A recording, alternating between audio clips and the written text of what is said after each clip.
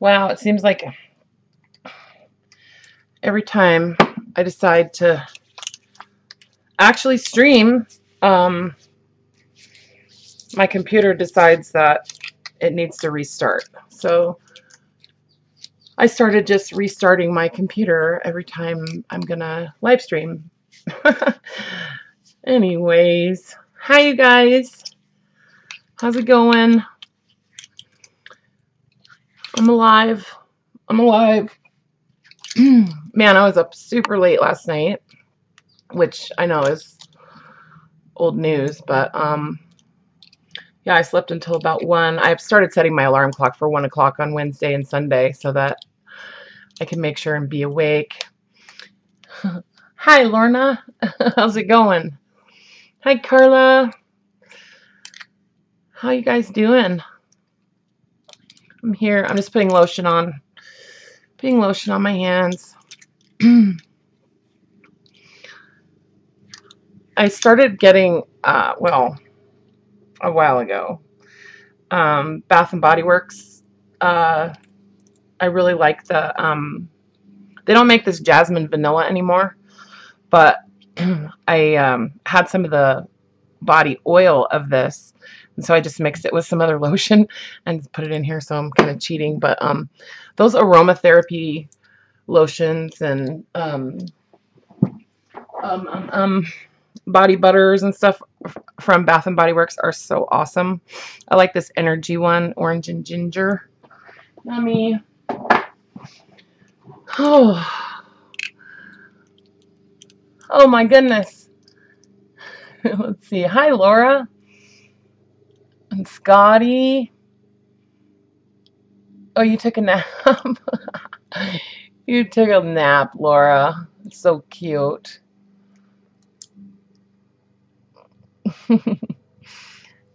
I can't take naps. I don't know what it is. Like I always wake up more tired. Unless it's like a power nap. Sometimes I do that, like in the middle of the night when I'm working. I'll fall asleep at my desk and sleep for like, I don't know, 5 minutes. And then, hi, Sally. So this is your first time here? Well, I'm super happy to see you. If you've done this before, this is your first time here. So this is the first time you've joined a live stream, or the first time on my live stream? And I'm confused. Anyways,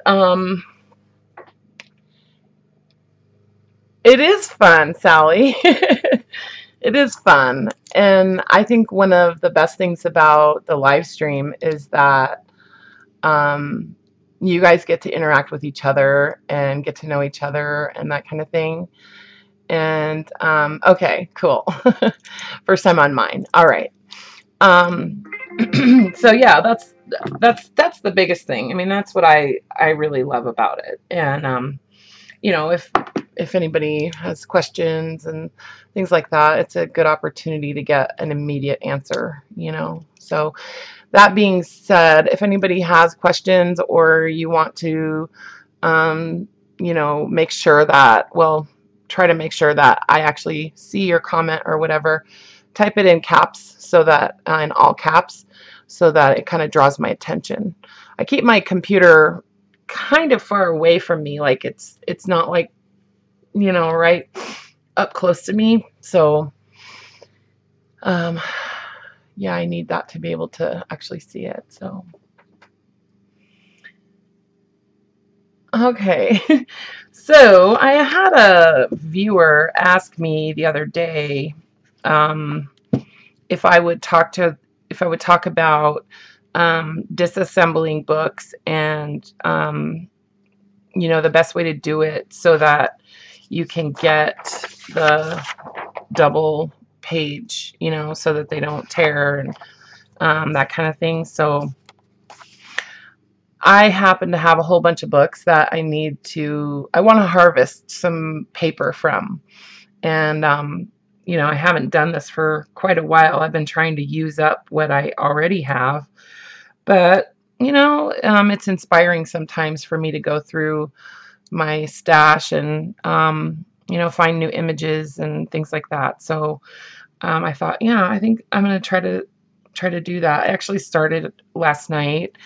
I took apart one of the encyclopedias that I got from Karla, and I have another one that I'll take apart today because as Karla will attest, um, they are not fun to take apart, and unless you know exactly how it's put together, um, you'll want to scream, you know, if you're trying to disassemble it. So basically the only tool that you need is a really sharp X-Acto, and doesn't have to be X-Acto brand, but you know, blade. So whenever I start this, I always just change out my blade right away because otherwise it just gets really frustrating. So brand new blade in there. Hi, Bonnie. I'm glad you caught us again too. But before I do that, you guys, I have some stuff I want to show you. I went shopping with Mom. I think it was, I don't remember what day. It might have been Friday or something. But I got some stuff and wanted to show you. I've had it sitting here on my desk, and I was going to just do like a haul video, but then I realized it's not that much, so I just thought I'd just show you on live stream. So we went to Barnes & Noble, and what else did I get? I got some other stuff. Oh, I remember. I got a whole bunch of charms from Hobby Lobby, and that was kind of cool because there's 2 Hobby Lobbies here in Spokane, and that's true, Karla. I know. Anyway, we have 2 Hobby Lobbies, and so there's one up north, there's one out in the valley. The one out in the valley had a whole other different line of like metal stuff, you know, charms and things like that. And so I left it all on the, you know, the cards and stuff. Let me see what brand it is. It's this brand, Explorer by Traditions. So, and those were all half price. So I got a whole bunch of that, stuff, and I've taken it all off of the cards, but some really cool like steampunk kind of stuff. This is like a little, pretty sure this is a little locket. I don't know how to open it.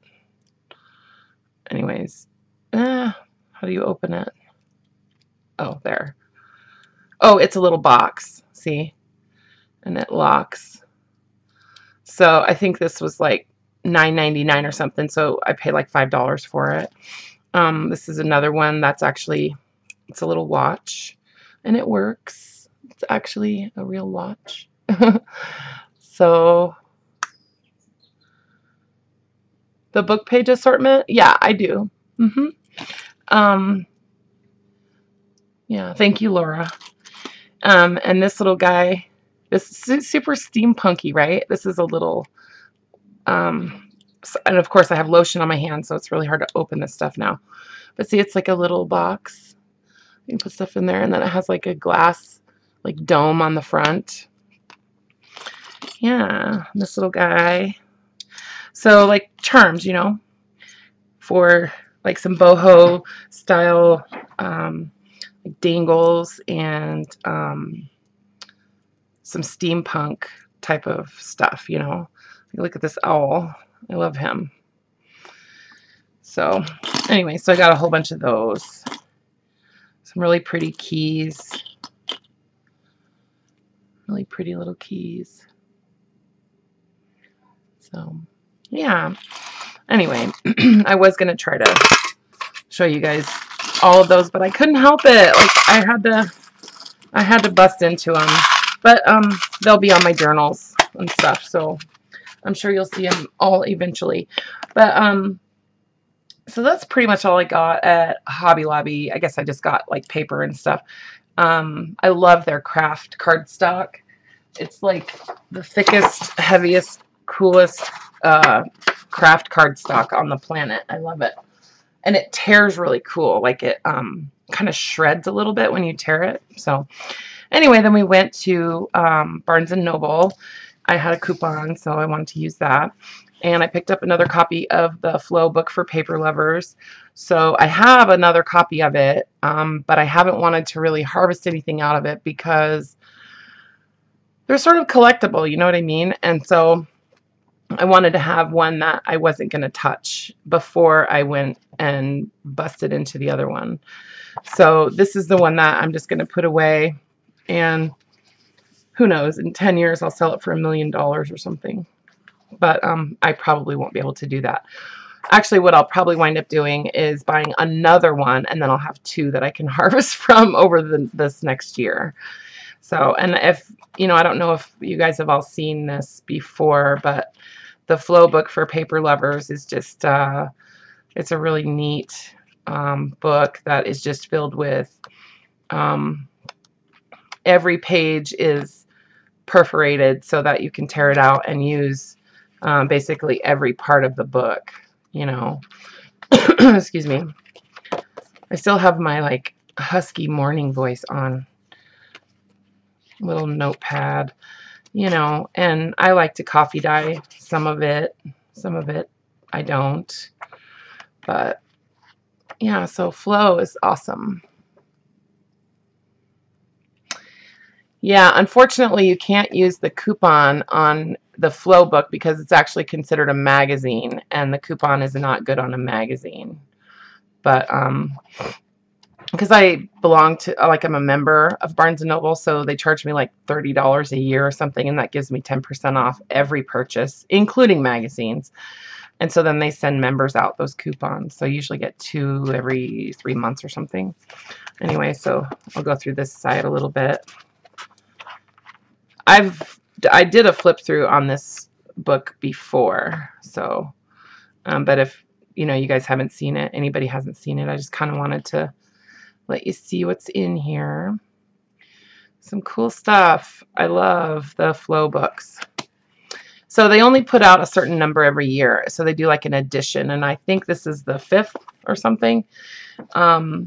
It's published in Denmark. Well, actually, it's not printed in Denmark, but it's a Dutch publication. Anyways, it says where it's printed somewhere, but it's not printed in Denmark. But anyways, so that's that.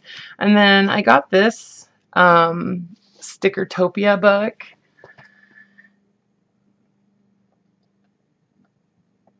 Oh, that's funny. That's funny, Bonnie. Well, too bad. Yes, use that excuse, Brenda, for sure. Yeah, I use it all the time. I had a coupon. So anyways, these Stickertopia books are kind of cool. I have another, it's almost like a coloring book that you do with stickers, you know. It comes with like half of the book is like stickers, and then it has these like blank pages, and then you just put the stickers on and it makes a cool picture. You guys have probably seen them. But this one is kind of neat. It has all of these like scenes, you know. So it's like these blank kind of scenes, okay? And this is all like garden and stuff like that. So you get these little like canvases with a like a background picture, right? And then in the back you get all the stickers that go with each scene, okay? So it's like all of the flowers that go on the bushes. So like these are just, I don't know if you can tell, but I mean, you'd have to use tweezers probably to get these stickers off. But see, there's like, these are like foxglove, you know, and so then they go into the scene. They tell you kind of where they go. And so you just take the stickers off and put them in. So anyways, I thought these would be, look at all these stickers. I mean, there's tons of them, all these pages of stickers, you know. So I thought I could use those in all kinds of different things. I could use the stickers in clusters or in tiles, you know. Plus I can use all of these images, and then I can use the pages in journals, you know. So I don't know. I thought this was really neat. And they have another one that's like an ocean. They're all ocean scenes. And so all the stickers are like fish and seaweed and that kind of stuff. And then there was another one. I can't remember what the other one was, but anyways. And then I got this nature journal.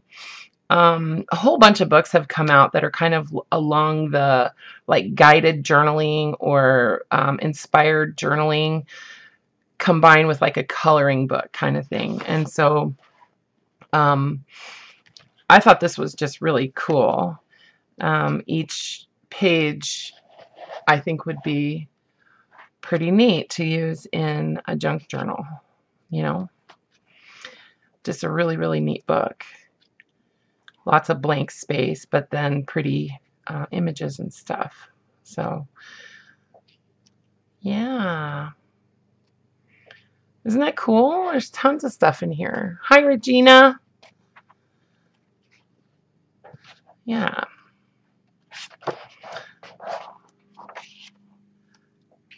Yeah, so I go to the bookstore looking for books that I can take apart.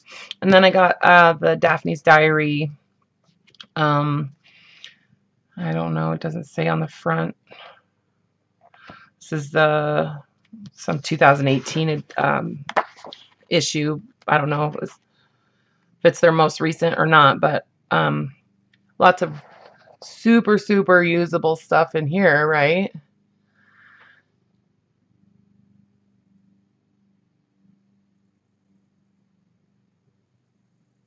Are you okay legal-wise to use that in a journal you sell? Yes, I can use it in a journal I sell.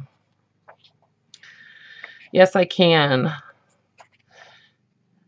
And you can use anything that you purchase and put into a piece of artwork as long as I'm not reproducing it. That's the key about copyright. I can't copy it and use it. You know what I mean? You cannot copy something because it still has a copyright on it. The rights to copy it still belong to the artist or whatever. Yeah, absolutely. I can use this in a journal I sell. Any of this stuff.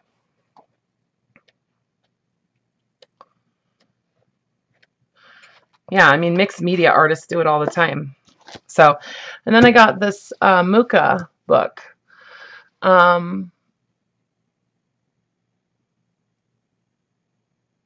Yeah, that's exactly right. Hi, Kat. Hi, Patricia. I know I missed a whole bunch of people, but I see you guys. I love you guys. So I'm in love with Alphonse Muka. So these are the like bargain books, you know. So this was $15, but it was definitely worth it to me because nothing but yumminess in here. Tons and tons of elements too, you know, like just little pieces of his artwork that I can use.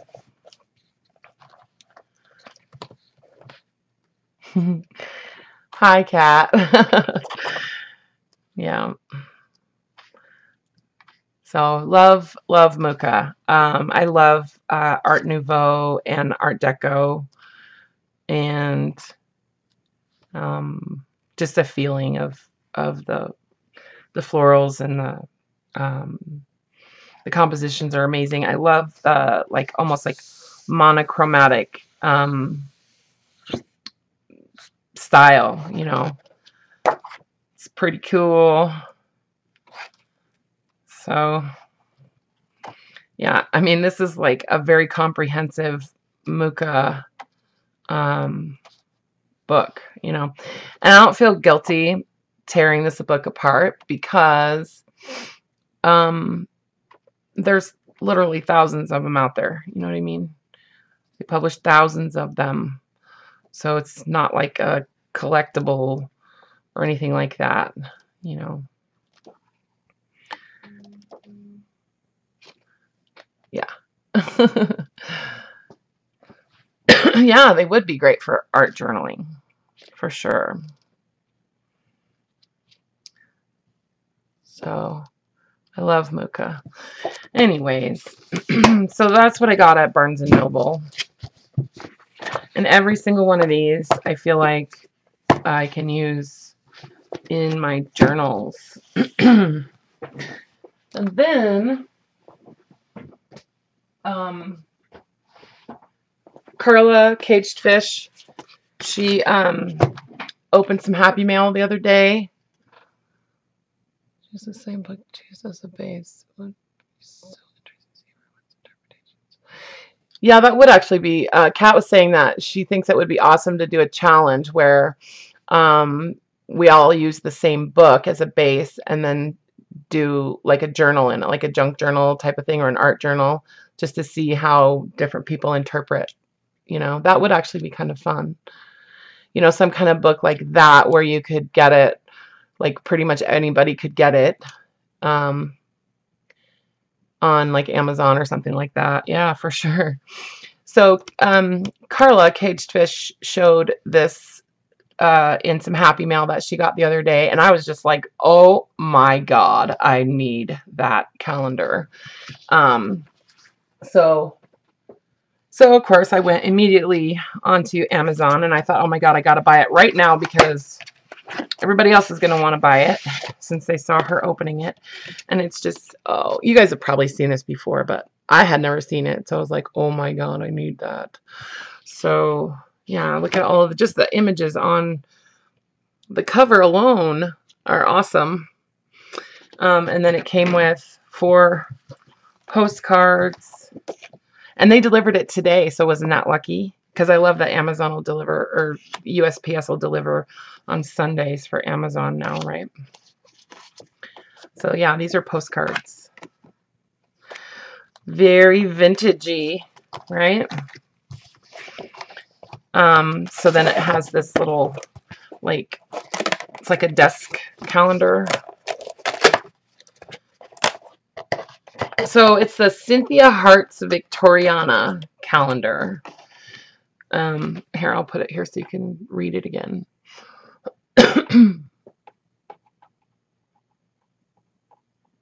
Yeah. So then it has this little desk calendar. And this is corrugated cardboard, but I'm sure I could easily, separate that and peel that off. So, really sweet. So the calendar is pretty amazing. I'm going to turn it like this so you guys can kind of see the pages too.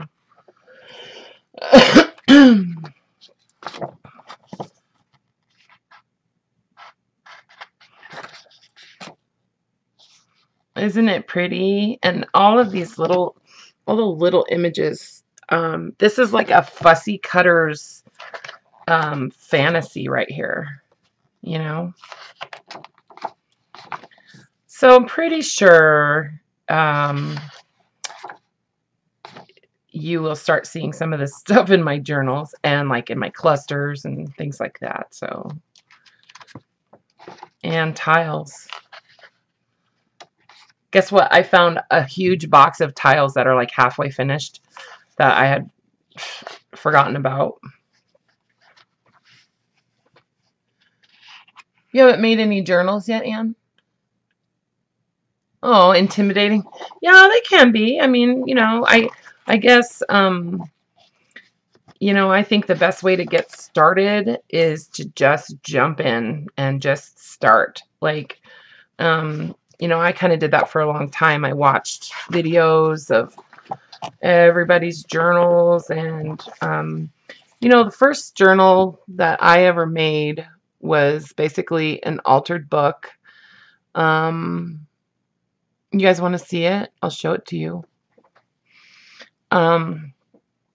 It was just, it's just an altered book. And I just, as an art journal, I think art journaling is probably one of the easiest ways to start journaling, into that whole world of art journaling, junk journaling, smash booking, you know, all that kind of stuff. Like I've never been into like planners, or I'm just not that organized.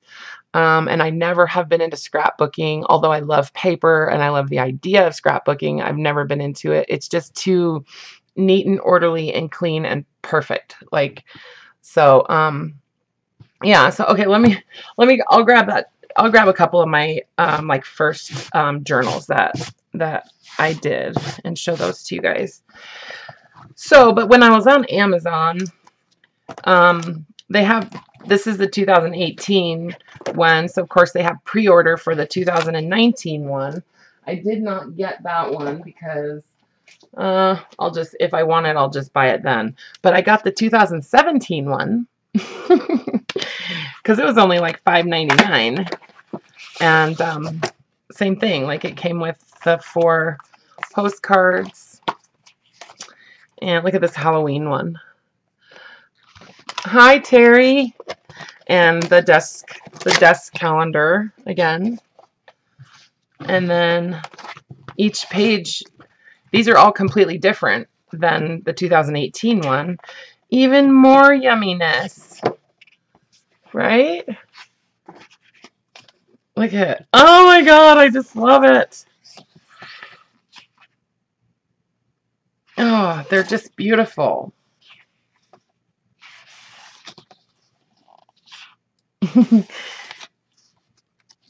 I'm like, the only bad part is that you have to sacrifice one side, right? And so, you know, what I'm thinking about doing, and this sounds crazy, I'm going to buy another one of these so that I don't have to sacrifice anything. It's worth it to me. $12 it would be altogether to get 2 copies of this calendar. And I didn't think about it when I was ordering, but I should have gotten 2. And that way I could have like the big picture here and then also that, and then just do the you know what I mean, on the other one. So that's the 2017 Cynthia Hart Victoriana calendar. Excuse me. All right. That's the kind of thing I like to do while I'm like laying in bed, you know? Yeah, it is gorgeous. Okay, be right back, guys. 1 second.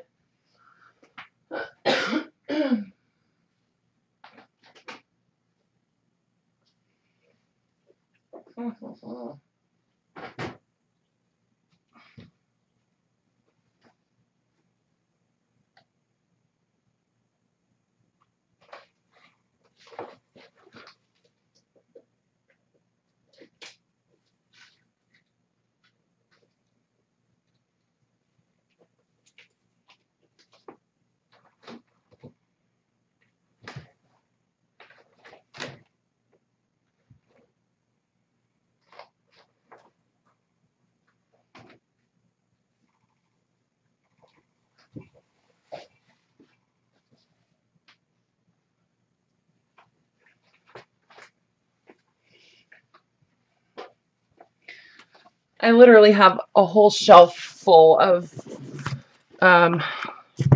like art journals. I really have lately been wanting to kind of get back into doing these and working on some of these, but so I love postage stamps. Okay, where's my first one? Hold on. It is not that one.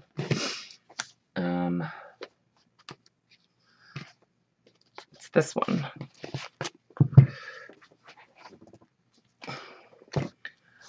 So this one, I can't even remember what the book was, but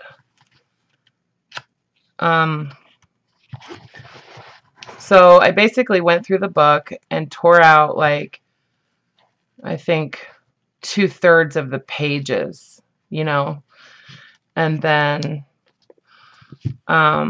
just started so I did the cover with postage stamps. Okay, so it's all like canceled postage stamps, which I think is awesome. And washi tape and stuff, and then I coated this with triple thick. So like a thin coat of triple thick. And then I just went through and basically glued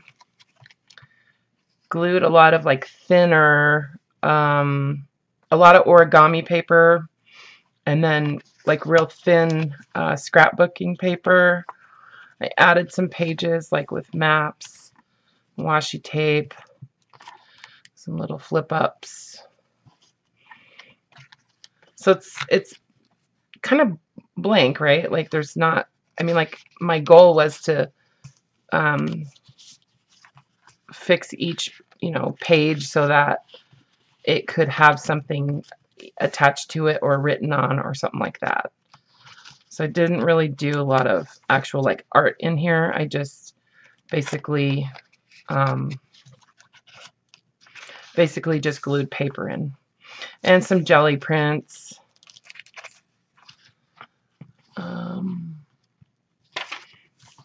That kind of thing. Oh, it's a dictionary, I think. Yeah, I'm seeing some. Yeah, it's like a dictionary or like a book on language, you know.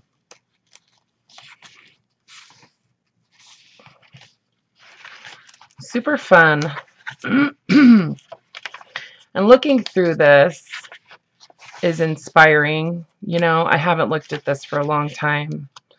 Painted some pages. The cover I coated with Sally. She's asking if what I coated it with.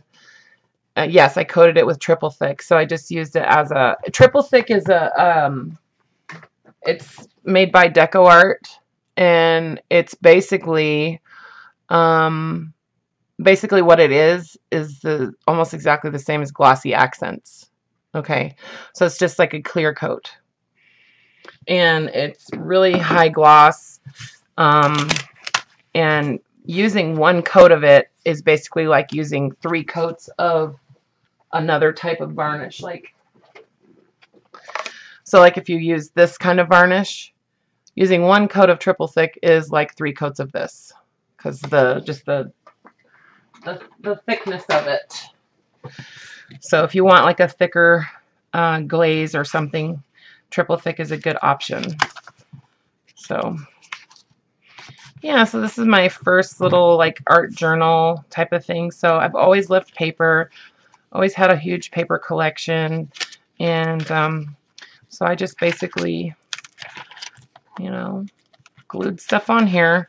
And I was really inspired by Dee Dee Willingham and a lot of like Shannon Green was extremely inspiring to me with like journaling for no reason and that kind of thing. So this is kind of how I got started doing like junk journals. Okay, so you get the idea. All kinds of stuff in here. Lots of flow book paper. All kinds of different papers and stickers and what have you.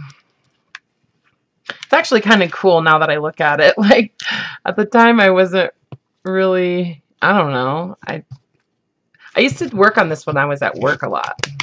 I just take like a folder with a bunch of pictures in it. And then I did this guy.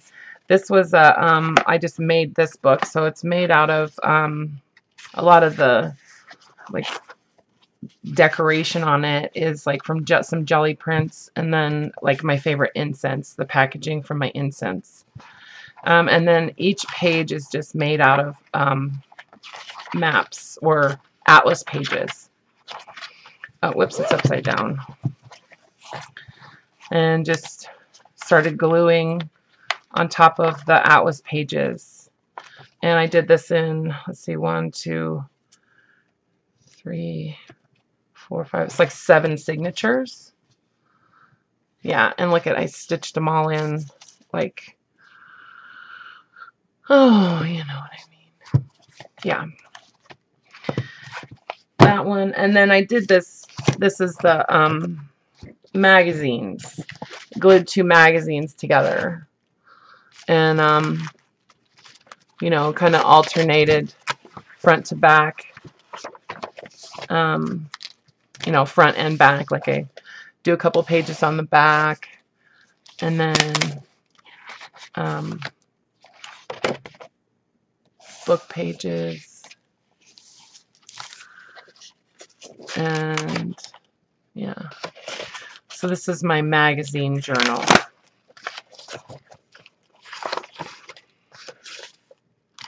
And a lot of them are just like ready to work in. Like I said, my favorite thing is just, I don't know, just gluing paper and playing with paint and texture and that kind of stuff. So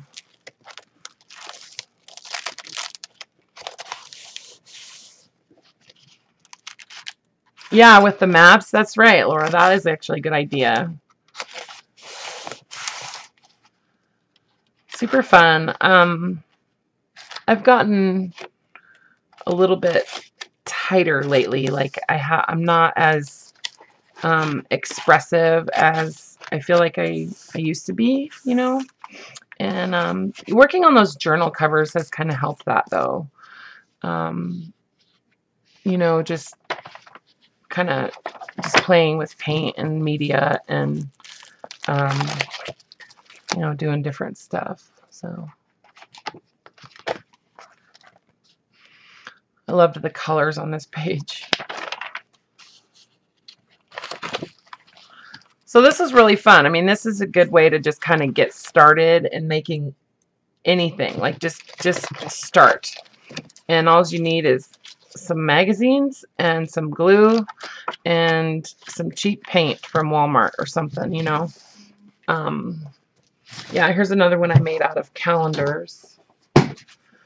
This one's just calendars from Comcast. So this was my first attempt at a what's that stitch? What is that stitch? A kettle stitch. Terry's wondering how to back magazine images to make them sturdy for ephemera. Yeah, that's actually a good question. I basically, what I do is I just glue it onto cardstock.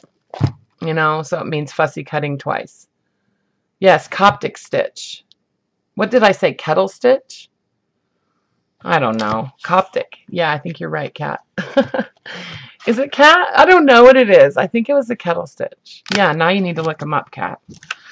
Yeah, I basically glue them onto cardstock, or you can just coat them with triple thick and then cut them out. You know what I mean? Because it will stick really good to that glossy paper, and that kind of makes them stiff enough to where, you know, they're yeah, usable. So this is one of those I forget what they call them, but one of those journals that you can buy to an art journal. It's like a ready-made art journal. So I got a couple of those. I got a big one and a small one. Yeah, but I really have fun covering things with postage stamps. I might do some more book covers now that I'm thinking about it. Some more journal covers with postage stamps, because they just look so neat, like all of the different little images, you know. Anywho, okay, so that's my beginning. So when I'm looking through the pages of these encyclopedias, I'm just, you know, look, I don't know exactly what it is I'm looking for, but I just like the graphics in them mostly. I like this kind of stuff, you know, like this little cow diagram thing, like, you know, like the fine points of a champion dairy cow. I mean, come on, that's awesome. Maps, You know, look at this flower, this black and white dahlia. Isn't that pretty? And I love the texture of this paper. It's just awesome, awesome, awesome. And I love you, Karla, for sharing them with me. I really do. It's, I mean, that's not the only reason I love you, but it's a big part of it today. I'm just saying. So look at this. This is like the birth of a dragonfly, you know? Isn't that neat? So I pulled out some pages already that I want to use, and you know, because of the images. And then the rest of them, well, some of these dog ones I really like too. So there's just so many cool pictures in these, and just the style of them to me is just really, really neat. And so I had separated the signatures after I disassembled the book, and then just going through and pulling stuff out, you know. So what I'll do is I have another one that she sent me, so I'll go ahead and take that one apart and show you guys how it comes apart, because it is challenging for sure, but it's not that bad. I mean, it's not like, okay, now where is it? Where did I put it? Oh my god.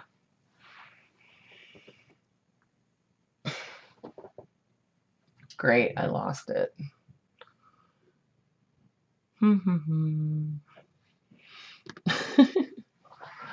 Oh my goodness, you guys. Oh, here it is. Okay.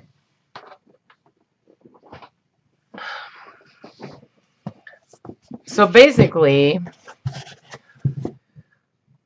they wanted to make sure that this book didn't come apart. They really wanted to make sure that they stood up and to time, right? And they definitely do. This book was published, this set, 1947. So they've been around for a long time, and they probably sat on somebody's shelf for years and years and years. But you know, so they probably didn't get a ton of use, but enough. So basically, for me, what I do is I basically like try to break this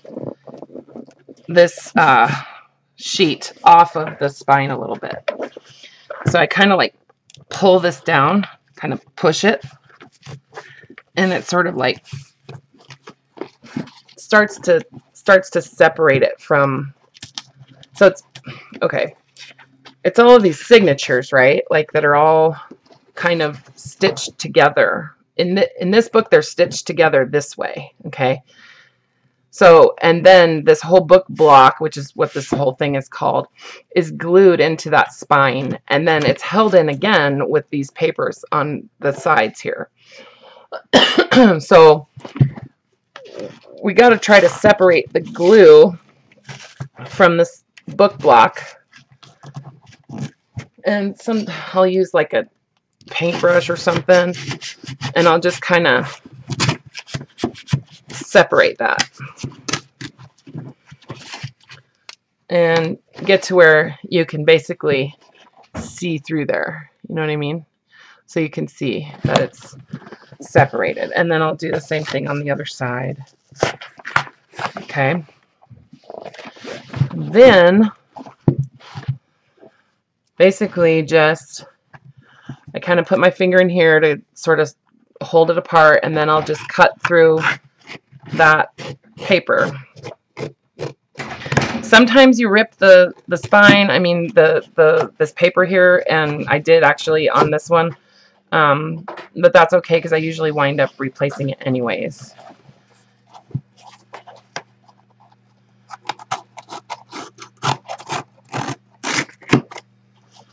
Okay, brand new X-Acto blade makes a huge difference.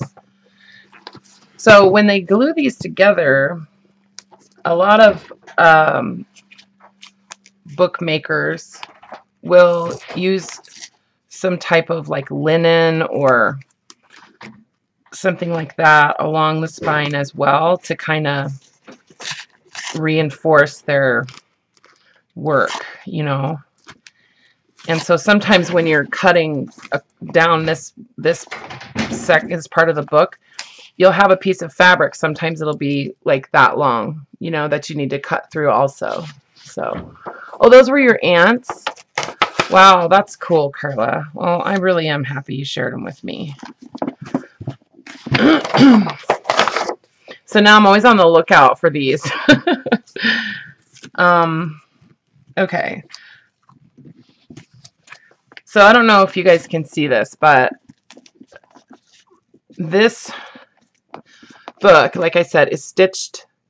Every one of the signatures, which is each little like bundle of paper, is stitched together going across like that. Okay.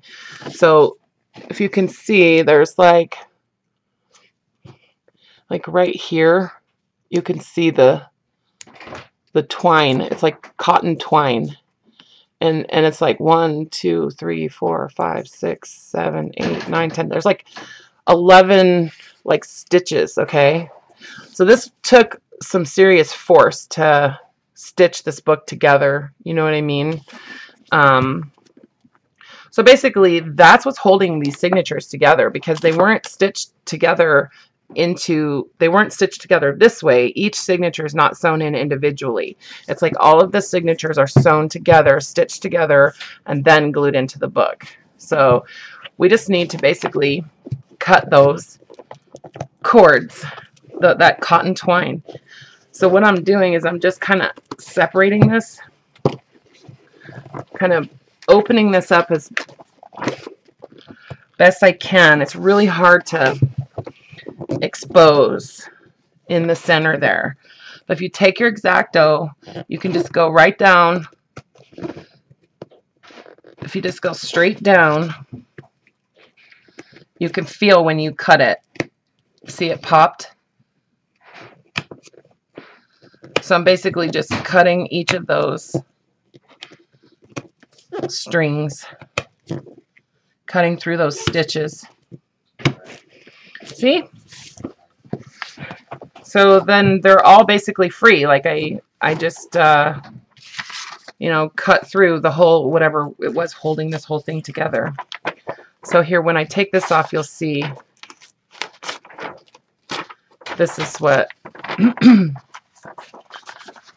this is those stitches. Is the cat in here? Yeah.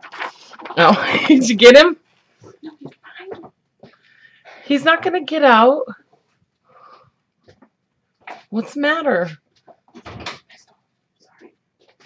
Anyways, cat got out.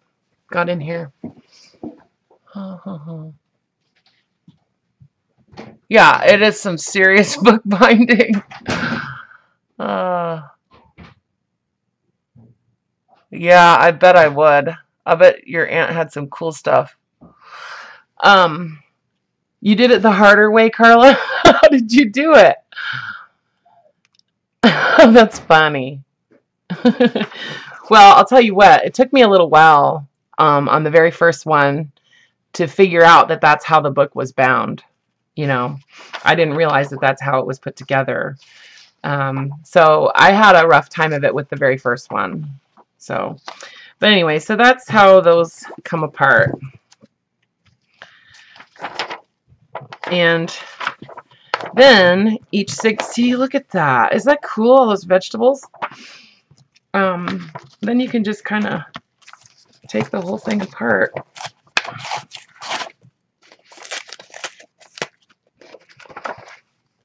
Not that. That's funny. Well, because I remember I was texting you and I was like, I finally figured out how to take those apart. And you're like, yeah, so did I. So I was like, oh, okay, well, she's got it then, you know? That's funny.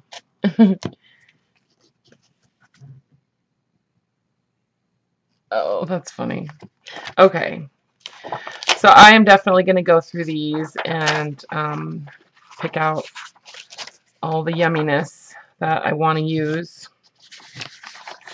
And, you know, I save a lot of the stuff that I pull off these books, but because it's fun to use in mixed media, you know. I know that seems kind of ridiculous, but I save all these little things. And I save this paper, and I'll use this in a journal, you know. It's just neat. It's neat. It's pretty neat. Excuse me. So this one was a little bit thicker than the last one. So each signature is probably, I don't know, like 10 pieces of paper, like, you know, like the equivalent of what, 20 pages or something.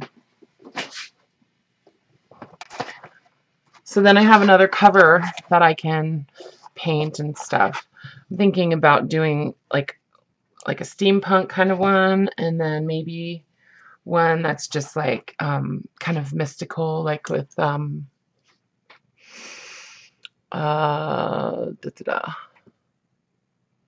yeah, Rosemary. I've seen hi Rosemary. I have seen books like that too. A lot of textbooks are put together with those giant staples. I had a typing book that was like that, a typing textbook. And yeah, they're hard to get apart, huh? I mean, you have to like pry those. This one actually, no. I love textbooks.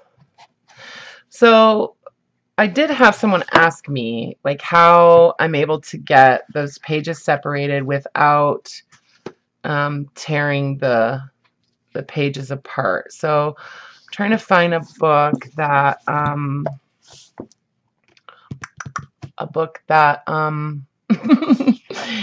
I want the pages, right? So this is one that I do want to use the pages, and I'd like to say, so I consider if the book is like, this is the general size of a journal that I would make, right? Like, you know, so these book pages are really useful if they're still intact, you know. So basically I'll just tear this apart the same way. A lot of the time these older books are already like, that's already loose, you know. If the spine's been cracked and the book's been used, a lot of the time that's going to be already detached, you know what I mean? So that's not a huge deal sometimes. So I'm basically just cutting down, and you can see the fabric on here, or I can. So you got to cut through that. Sometimes there'll be a piece of string or cotton twine or something that actually is glued into this, you know, seam just for extra like stability and durability. So sometimes you'll have to cut through like a piece of twine or cotton cord or whatever they call it. I don't know what they call it, but usually that's on larger books, like on pretty like large books, you'll see that.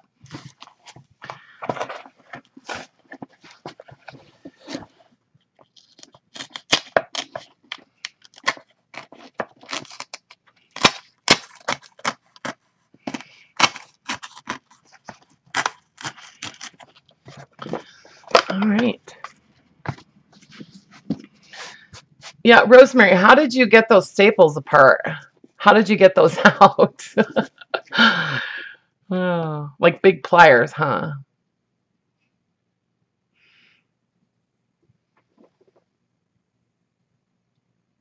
Let's see.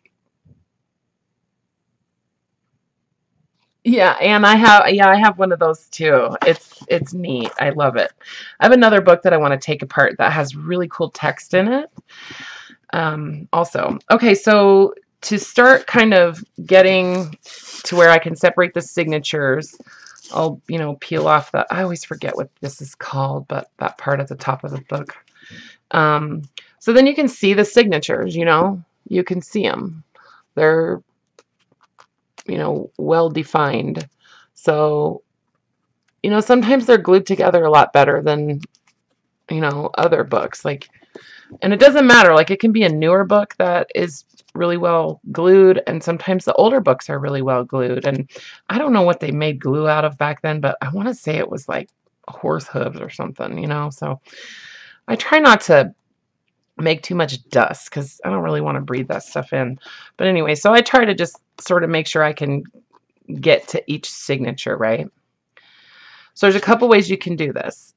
If you're able to see the separation of the signatures pretty well, you can just, you know, kind of pick it up like that and then open the book up like this, sort of crack that glue right there, and then basically just, because these are all stitched together, right? You're just cutting through the string and the glue, the thread and the glue.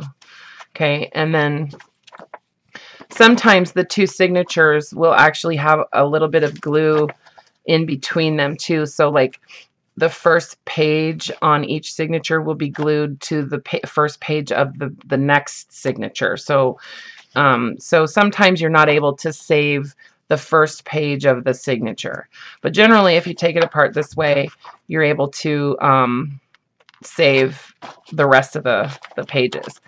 So then what I do is I just kind of pull that one off, that outside one. And usually when you cut these apart like that, you've cut the string or thread so that, you know, the pages should come out pretty easily. This one has like a real small signature right at the beginning. I didn't notice. So then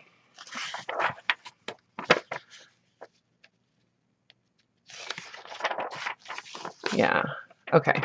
Whoops, just a second. There we go. All right, so then the inside of this, these pages should all be free now. So I'm just going to the very center of the signature and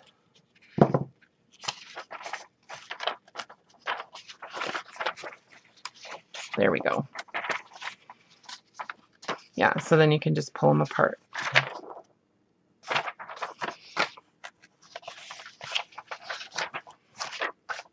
Like so. So these are the ones that, you know, I'll use in journals and stuff. They're really useful for making envelopes and pocket pages and that kind of stuff. So hang on a second. Pliers and a screwdriver, right on. Yeah. Yeah, I think I probably did the same thing. That's so funny. But a little determination goes a long way, huh? Okay. So then these pages that are all single, obviously, you know, I'm going to look through and see if there's any images that I want to use and that kind of thing. If not, then they'll go into my pile of book pages that I can use for collaging or for tiles or, you know, could make smaller envelopes, you know, like punching, like to punch out shapes and stuff. So they get used. It's just, you know, I happen to have a lot of them. Anyway, so that's basically how I separate the signatures and maintain the integrity of the paper, you know. The other way that you can do it, so say you don't want to take the whole book apart, right? Say you don't want to take the book block out. Say you just want to, I don't know, take out some of them. So what you can do is basically, first of all, you want to look at the top of the book and see if the book is put together and stitched together in signatures, because sometimes they're not. Sometimes they're all loose or single pages that are all glued in right at the spine. And those are a little bit more difficult, but you can do it if you're real careful and you crack the spine open and then just peel each page out. But so you just kind of want to verify that the book is put together in signatures. And I can see that it is. Most books are, I would say 90%, but some are not. I have some really old cookbooks that are not put together that way. They're actually glued together. So what I'll do is I'll just, you have to be kind of rough with it sometimes, and I'm trying to find the center of a signature. This might not be a very good example. Hold on. This is the one. This is the book that I thought had the cool text in it. Oh, and this one is stitched together even weirder. This one is actually stitched like a million times through the whole book block. Another bad example. Let's see.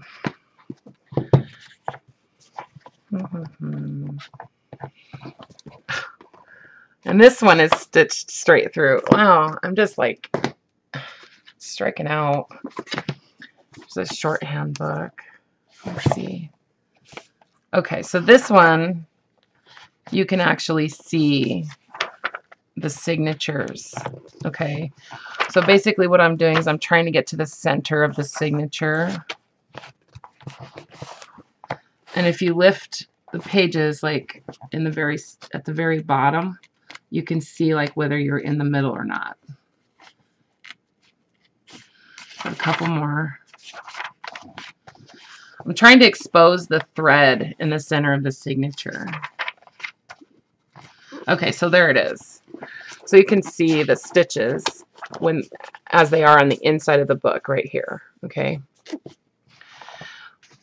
So I'm just gonna very carefully, you can turn your blade so that it's pointing up and get it under that string and just pop those stitches apart. You can go down too. I just sometimes don't like to do that because I don't like to cut the paper too much. But so I basically just cut the signature apart. So I can kind of like harvest some pages out of this book and keep it intact, you know. And the more signatures that you do that to, the looser it's going to get, and then the easier it is to find the center of the signature. So I think that's a nice way to just keep the book, like I said, intact, but still use part of it. You know, like if I just want a couple pictures that are in the middle of the book or something, and I don't necessarily want to deal with having a separate book block that I might forget, like what book it came out of or something like that. Anyways, it's an organization thing. So, but I love shorthand books. Aren't they sweet? Yeah, rabbit skin. I knew it was something weird. I knew it was something super weird. Oh, God. Yeah. Anyway. So I have this Boy Scouts book that I got at the thrift store the other day. And it's pretty old. On Tuesdays at my favorite thrift store, they do 30% off of their like collectible section, you know. So I know, poor bunnies. Poor bunnies. They made glue out of rabbit skin. That's just wrong. Yeah, but didn't they use horse hooves too at some point for glue? Anyway, so this Boy Scout book has all of these like identification guides in it. Okay, like for trees and like for nuts and stuff. So I thought these are like amazingly cool. All of these images. Look at, there's tons of them. All these different acorns. I mean, come on.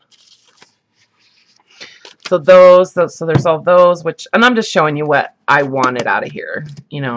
So all those little images, and then the very back signature had a bunch of really cool advertising in it.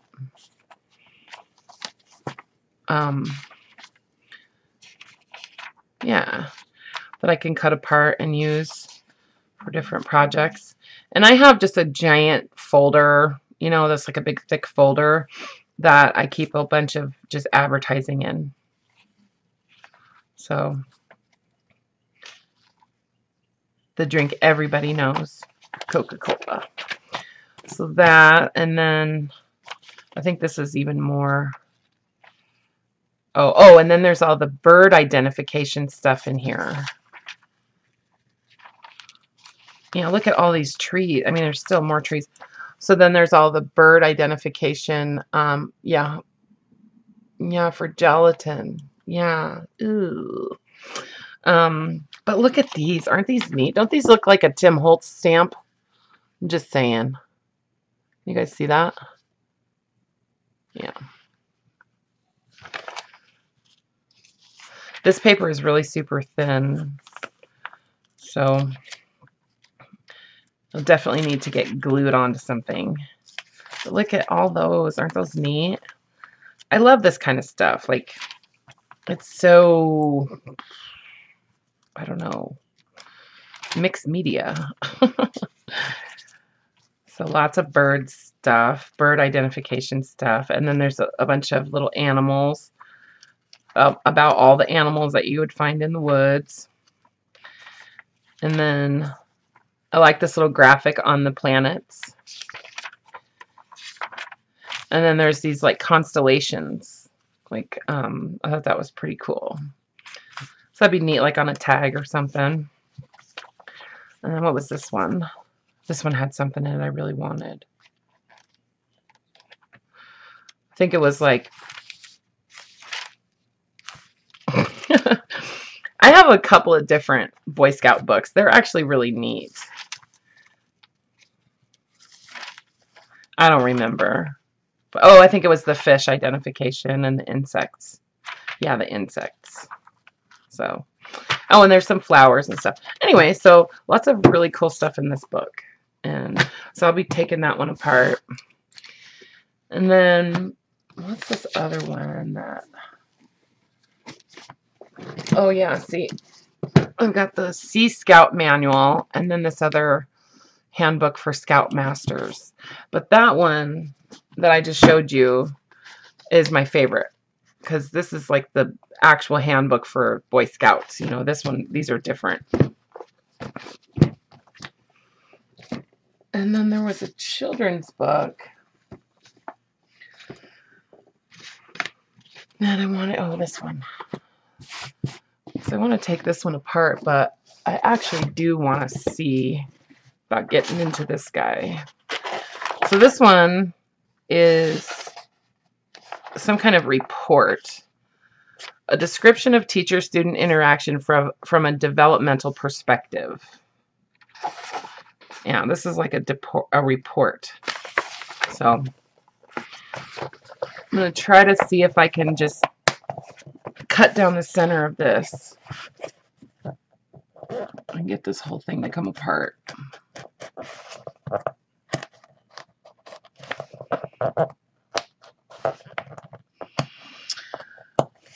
So I think I'm going to do some of those like distressed journal covers that I was working on like a week or two ago. I think I'm going to try to do those like not so thick. I'm going to keep them a little bit thinner. And I think I'm going to try to do them maybe not so much of like a junk journal type of style, but I'm going to try to do them like maybe a little more themed, kind of like that elven journal that I did for the custom journal, you know. But I'd like to do one like kind of fairy themed. Somebody had suggested that. I really like that idea. And I don't know if you guys even know what I'm talking about, but it's the journal covers that I was painting with the color bursts and stuff with the crackle paste. I don't know, so I want to do some more flowery, like really feminine type of stuff. So, all right. Let's see if that worked. So yeah, I just cut the whole book block in half.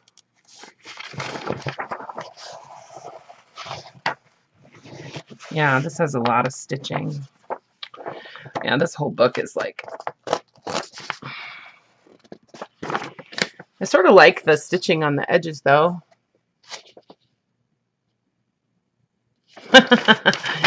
It's okay. I'm okay, Brenda. But I like this because, look, it's only printed on one side. But I love the text. The text is cool. It's just like typewriter font, right? So it's signatures, but they're all kind of stitched together. It's like they're just done like on a regular sewing machine almost.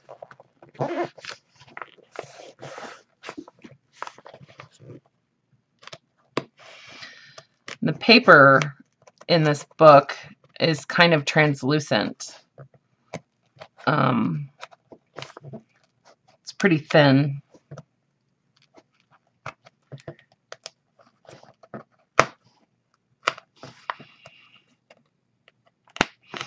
Yeah, so it's like the signature is sewn together. Like all the pages in the signature, it looks like they're stitched together, and then they went and stitched all of the signatures together. So, yeah, so I've not had to do this before, but it's kind of interesting when you start taking these books apart, like figuring out how they were put together. Seems like a lot of work.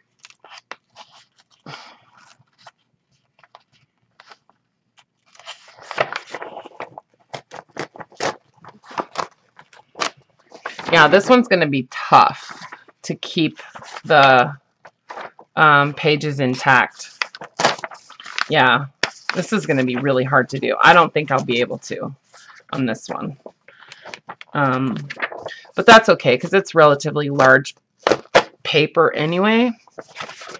And yeah, I can use it regardless. But like all the numbers, look at all those numbers.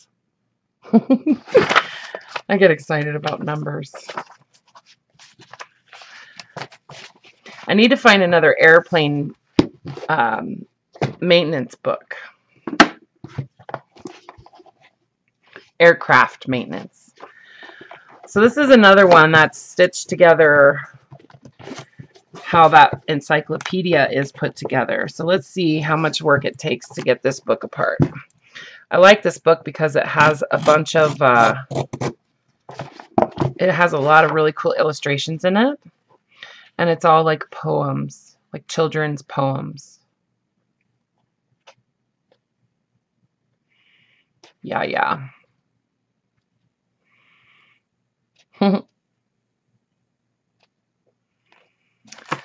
Yeah, so I think it is. Yeah, I can see the stitches going through. See if I can get lucky like I did with the encyclopedia.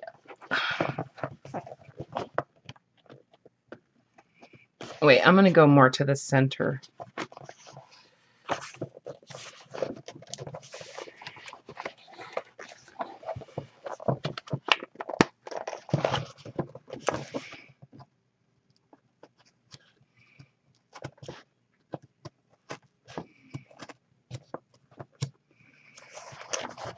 Can't tell if it's working. Oh, it is.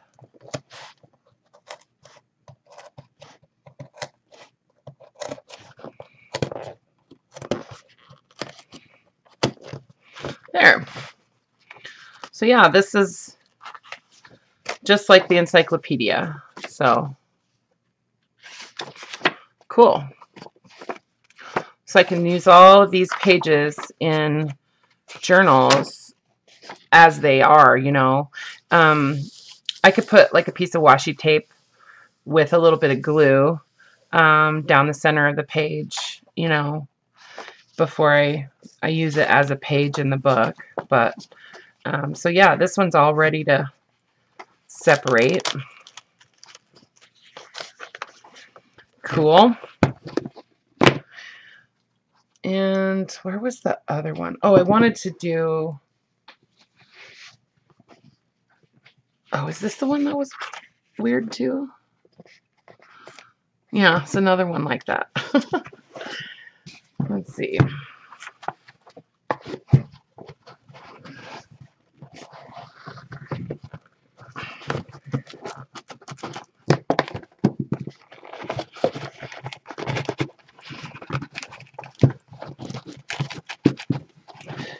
Yeah, this one's stubborn. This book is pretty stubborn.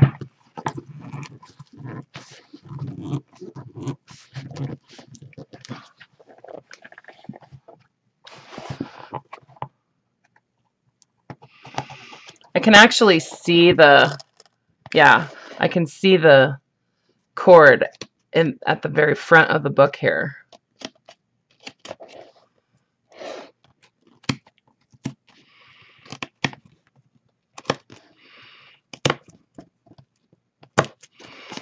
There we go. Weird.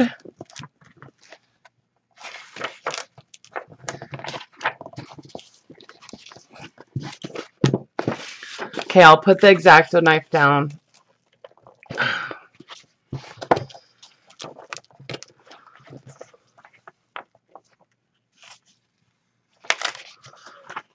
Cool.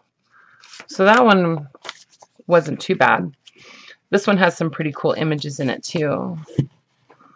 So I can separate each signature.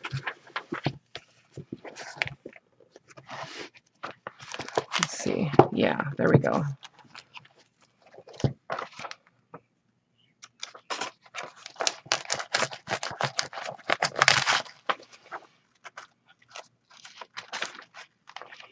Got it.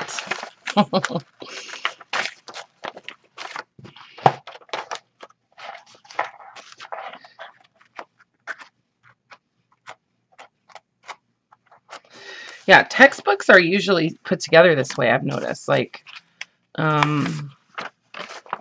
way more durable. And see, you can see the fabric that I was talking about. You can see that running right along the, I know. Is it really relaxing? I don't know.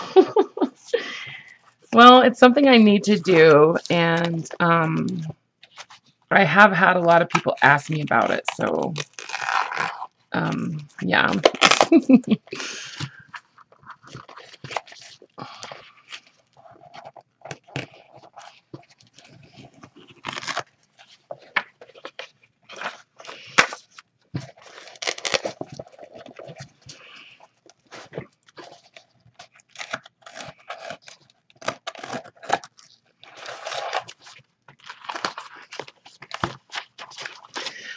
Lots of usable images and paper and stuff in here too.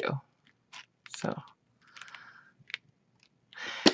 an old book is like a gold mine for text and pictures and even just paper, like just the paper by itself. Like even if you just paint over the paper and just use it for, you know, drawing on or something, it's valuable, you know.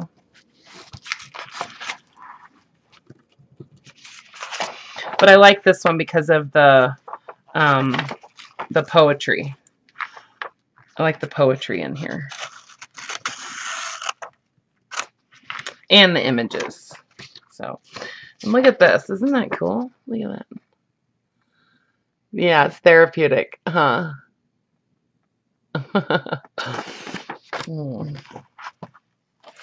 Yeah, and I want to use this as a journal cover too. So I'm glad I, you know, was able to keep that all intact, you know. So I'll make this into a junk journal, this cover.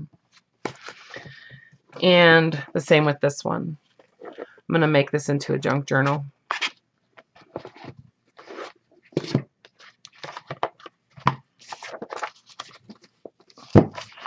So what are you guys all doing besides watching me tear books apart?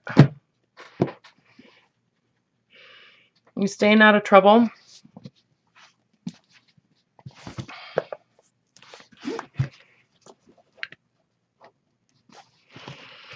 I'm not doing this chemistry book right now.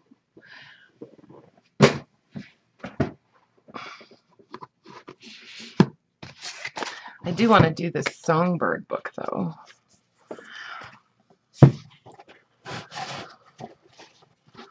So this is a book of songbirds.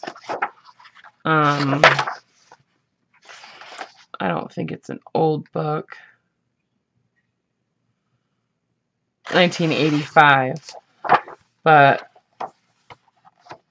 it has some neat like drawings. Like I like these images.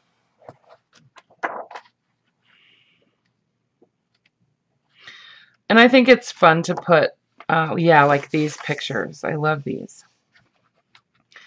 I think it's fun to put pictures of birds and stuff in gardening magazines, you know, because birds are a huge part of gardening, just like bugs and butterflies and stuff like that. Actually, let's do this one first. This is the Encyclopedia of Childcare and Guidance. Eating dinner. Oh, it's so funny. By trouble, you mean not buying supplies? Then no. Oh, no, Sandra, are you buying supplies?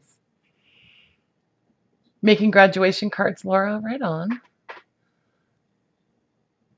Nice, Anne. Oh, yes, your new journal, huh? Anne actually was kind enough to, she bought the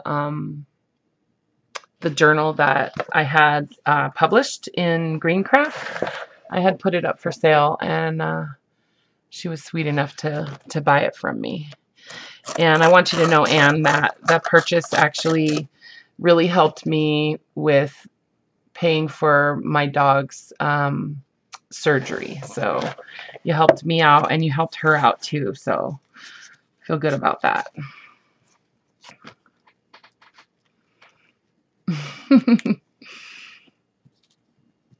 Yeah, it's a nice bird book. It's, I don't know. It's okay.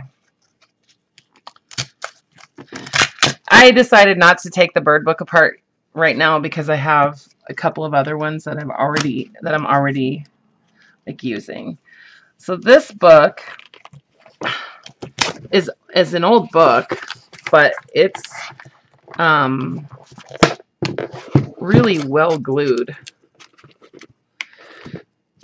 Here, let me get this all the way out of here.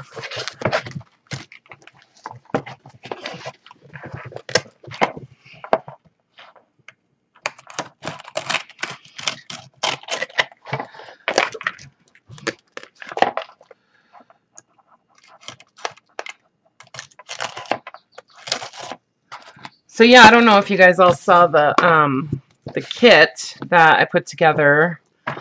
I did actually 2 videos on the kit, and so I put it together, and then I watched the video of it, and I was like, wait a second, like there's all this other stuff that I wanted to put in those kits that wasn't in there.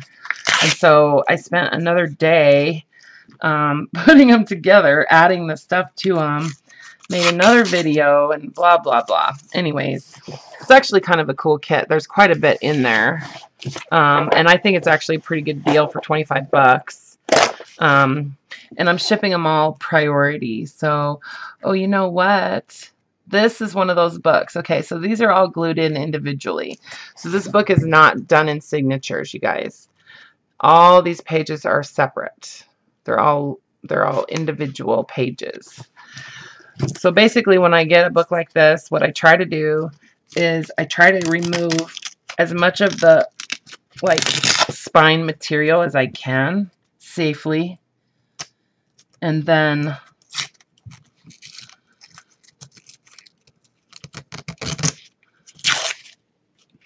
you know, like right from the front where I'm going to be tearing pages out. And then if you're real careful, you can just, they just come right off. You know, and as you go, you can, yeah, I didn't realize that about this book. And then as you go, you can start, you know, just keep peeling back this glue. You know, like the further down you get, the easier it is to peel the glue back. Sometimes you can't peel it back, okay? I mean, you're not always going to be able to, but you want to try to make sure that you get the entire page and you don't leave any, like a lot of times the little piece on the bottom will stick and you don't get it.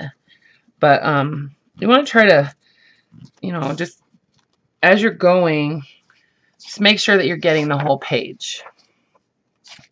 If it tears, then come back and remove it, because that little piece that'll stay there, like sometimes it will make it more difficult to get subsequent pages out. So we'll look at, I'm getting a whole bunch of this. So see, there's fabric on here.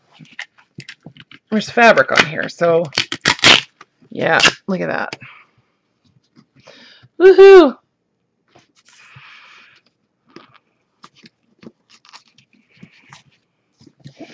Yeah, I've almost got this whole book like disassembled just by peeling the glue off.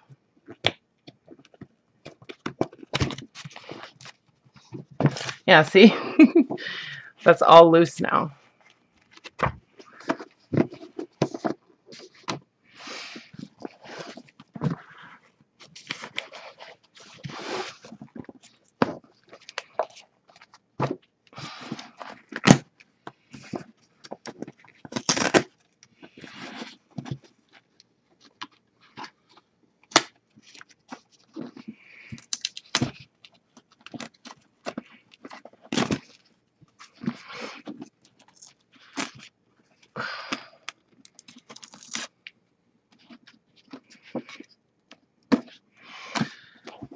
Yeah, so then I'll just keep working and exposing more of the glue. It's letting me just pull off chunks. And then I can grab the glue.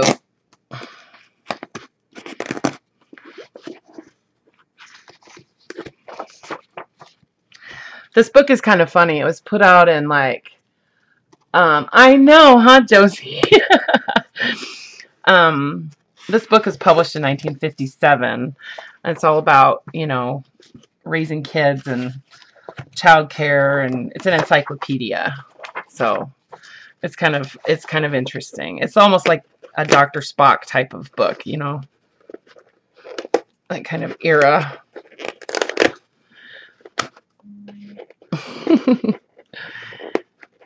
Yeah.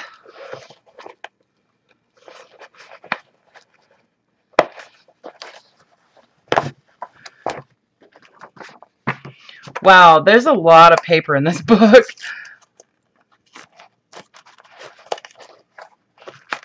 I'm glad I decided to do this one.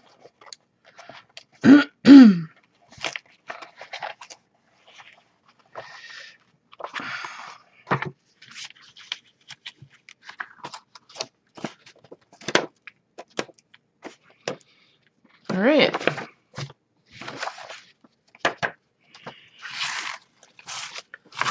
Well, that was fun. That was super fun.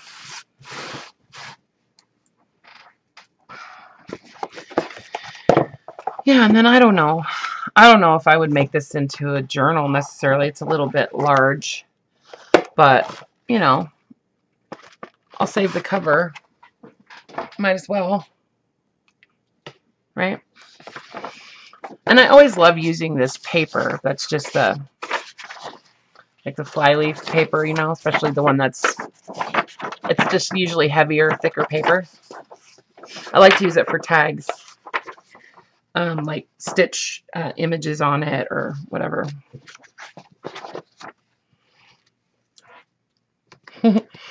Yeah, so here's that whole book. And I love that. Look at how much space they wasted. Just printing right in the center like that. I don't get that.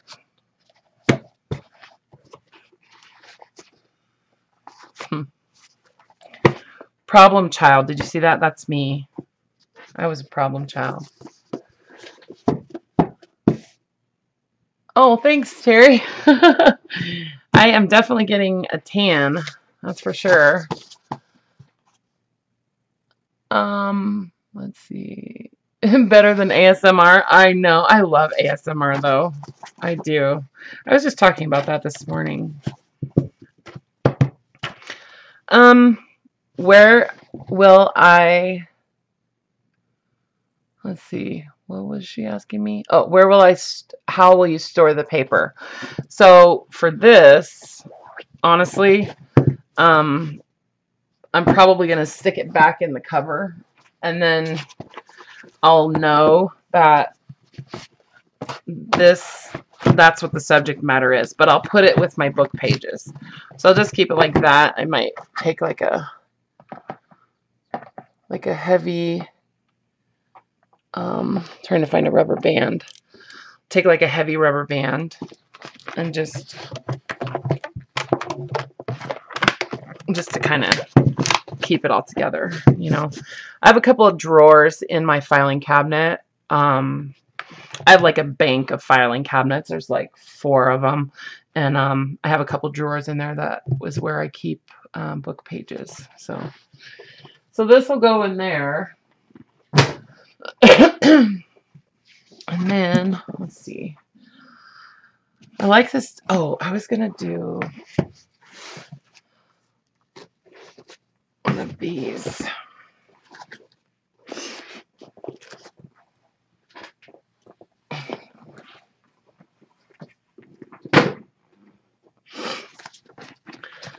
Move some of this stuff out of the way.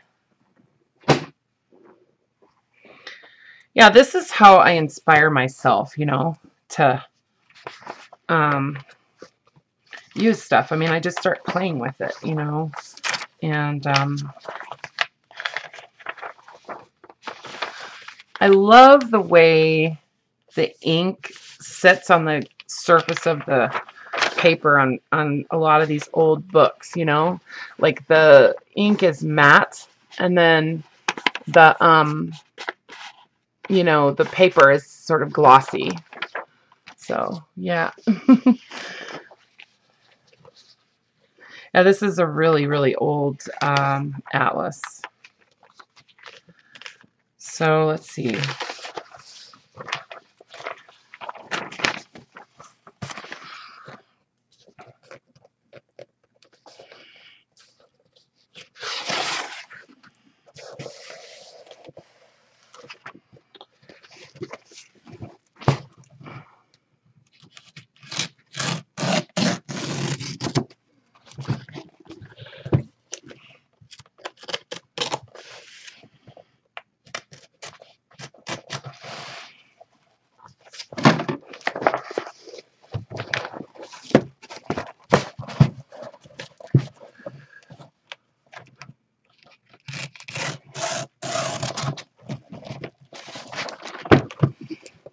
This is sort of ASMR-ish, isn't it? Oh. Maybe I'll watch it later. So by the time I get done with a session of, you know, disassembling books and stuff, I definitely need to replace this blade, right? I can tell it's already dulling a little bit.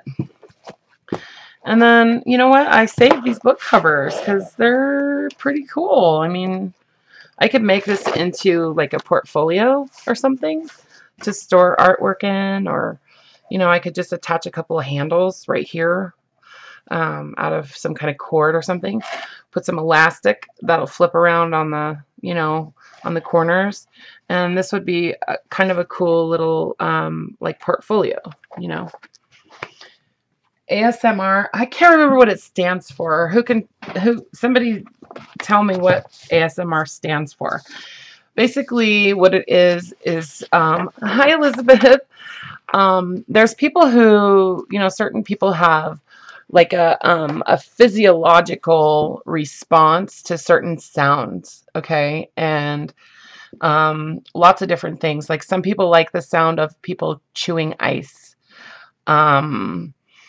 They get like a physiological response from it. Some people like the sound of the ocean. You know, it does something. It gives you goosebumps. Like it's a physical thing for you. I love the sound of cutting paper. People cutting paper. I like the feeling of cutting paper too, but mostly it's the sound that I love. And I like the sound of people rubbing paper. And, you know, like a lot of us, autonomous sensory meridian response. Yes. Thank you, Rhonda. Some people love the sound of crinkling paper. I love the sound of anything to do with paper, honestly. So that's what it is. And there's a lot of videos on YouTube that are made for us that have those, who have that. So who do that. Enjoy that.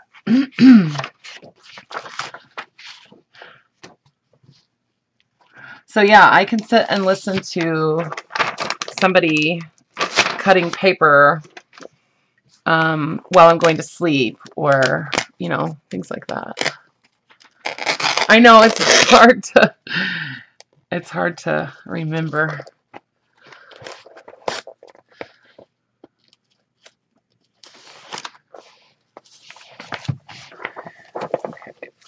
Somebody has already been at this book, it looks like.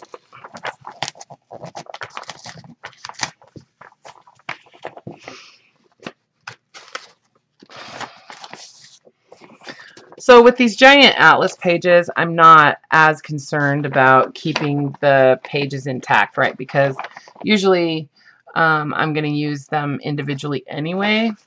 So I'm not quite as meticulous about not breaking the page, you know what I mean? But if I were, what I would do is just kind of pull this off to the side, and then I would come in and trim these. Whoops, that's not even the... There it is. I would just trim that string or thread.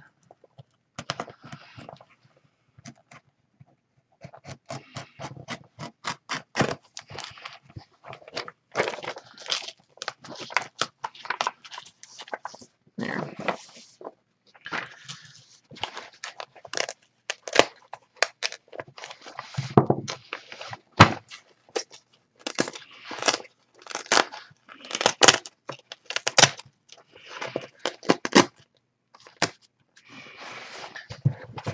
Sometimes people have negative, what's it called? Autonomous sensory meridian responses, like negative ones.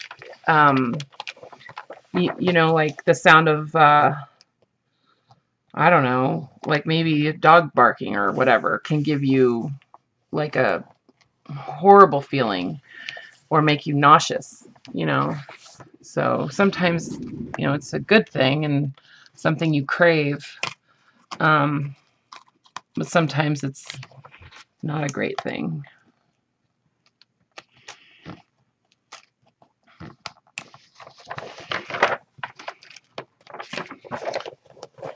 I'm having a hard time getting this.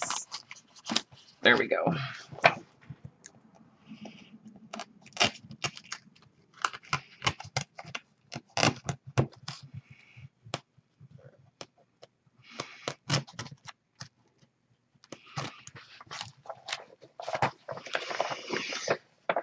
Yeah, like nails on the chalkboard. Yes. Misophonia. What's misophonia?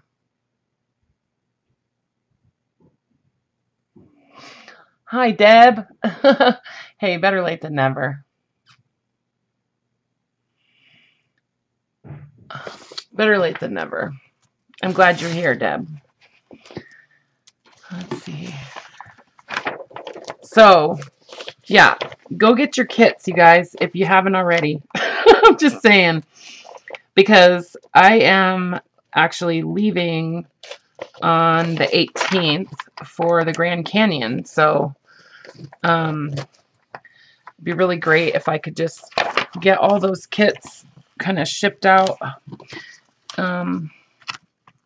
before I leave, because I think I'm going to leave my shop open while I'm gone. I'm not going to be gone that long. I'm going to only be gone like 5 or 6 days.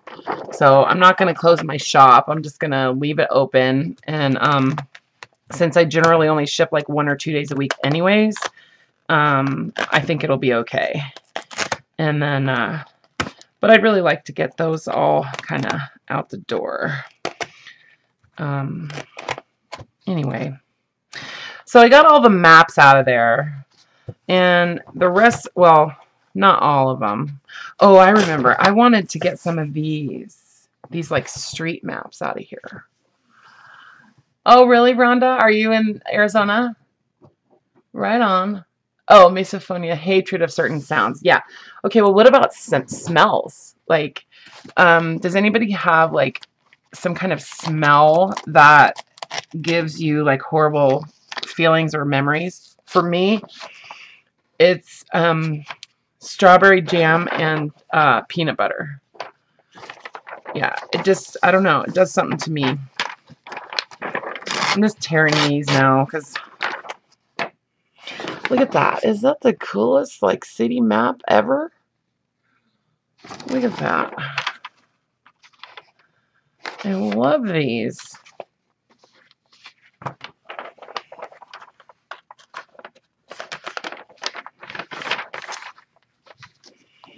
Right on. Oh, that's cool, Rhonda. That's cool. I think it's too hot there. But at least it's not humid, right? At least it's not humid in Arizona. So what's the weather supposed to be like at the Grand Canyon and then like over like the 20th? I'm curious. And I also want to go to Jerome because I want to visit Maynard James Keenan's winery, Caduceus Cellars. Yeah, I'm just tearing out these like street maps.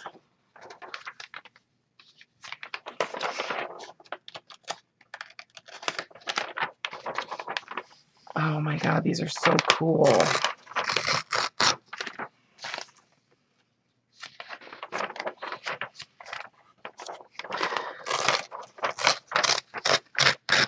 See, like the sound of that paper tearing, it gives me like this satisfying kind of like peacefulness. It's really hard to explain. So sometimes when I'm, you know, feeling down and out or whatever, or uninspired or whatever, I talk about the materials inspiring me. And a lot of the time that is just coming in, sitting down here and tearing books apart or cutting paper or punching paper. Just feeling the paper. It just, I don't know, it's hard to explain, but it makes me feel better. I think it goes back to childhood when I would get like a new coloring book or like a pad of paper and markers or something, and just how that that bundle of paper or that package of paper made me feel like I had something, like because I mean I grew up pretty poor, you know, so we didn't have a lot, and so getting stuff like that, like at Christmas time or my birthday or something, that was pretty important to me. And so I think that's part of it. It's just like a feeling of havingness and satisfaction, you know. You like scissors? Yeah, I know. And a lot of people love that about junk journals too, is the crinkly pages and stuff. You know, I like to, that's a lot of the reason that I like to use coffee dyed papers, just because of the sound that it makes after it's been, you know, dyed. And, you know, you can get that same effect just by dipping your paper in water. You don't even have to like coffee dye it or anything. Just dip it in warm water and then let it dry. And it doesn't, you know, color the paper or anything. It just it just changes the texture a little bit. Just saying. I've done that just with water. especially like tracing paper, stuff like that. Like it's already kind of crinkly.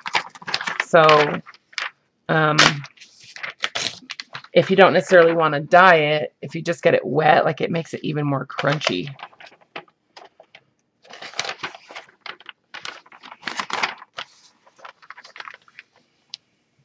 Oh, nice. Okay. Oh, that's perfect.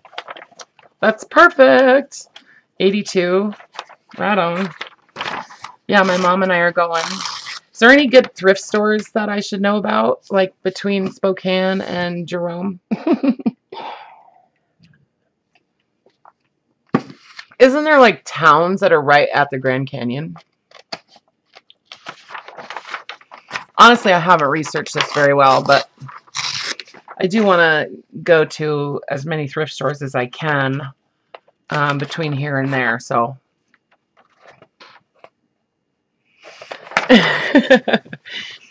yeah, it really works. You know, it's really just the fact that, or the wetting that you know, makes the paper behave the way it does. It's not necessarily the coffee or the tea.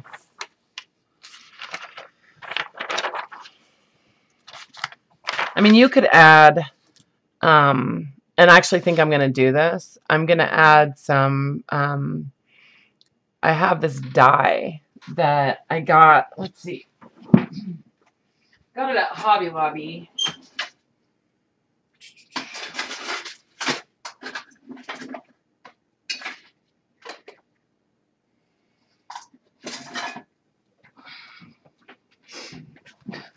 I'm going to try adding some of this dye to just water and see how it does for paper, you know, because it says it's good on wood and natural fibers and stuff like that. It was like in the toll painting section, you know. So I'm going to try adding a little bit of this to like just like a dye bath, you know, just like water, and see how it reacts on paper. And then I'm going to do some oh, I guess eco dyeing, but I'm going to do it with some actual dye too. And I don't know what I'll call it then. I guess it's still eco dyeing, even if you use like, I just saw a guy using RIT dye when he did a boiled book. And so I'm going to be doing some of that. I know Rosemary does that. I've watched her videos, which are pretty cool. She's pretty fun to watch, actually.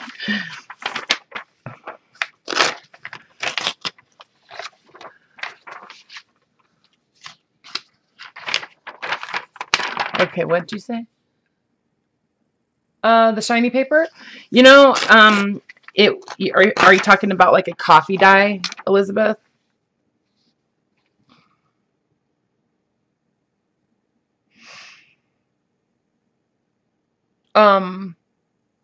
Let's see. Wait a second.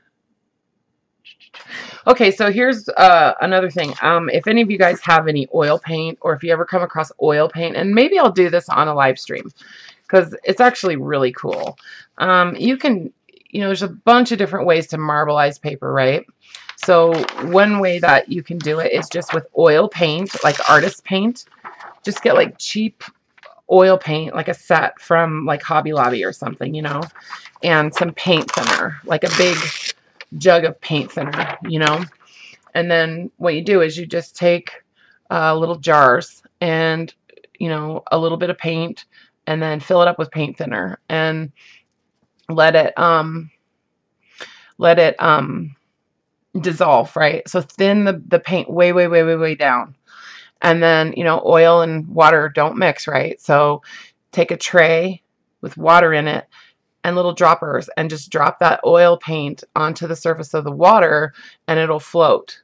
And then you can take prints off of that. And that's, you know, actually a really old method of marbling paper. And it's really neat because it's very fluid and very organic on the surface of the water, you know.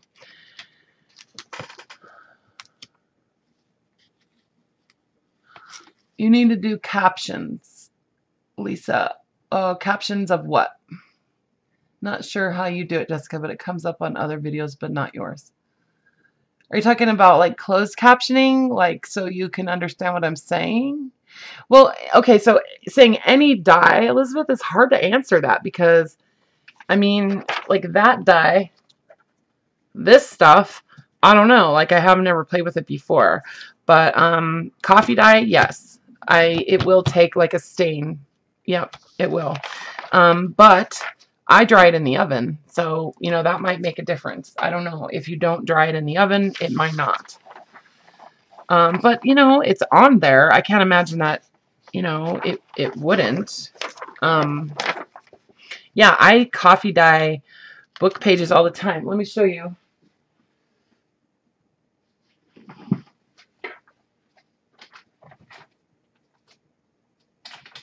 Sometimes it like puddles up a little bit, but like this is coffee dyed,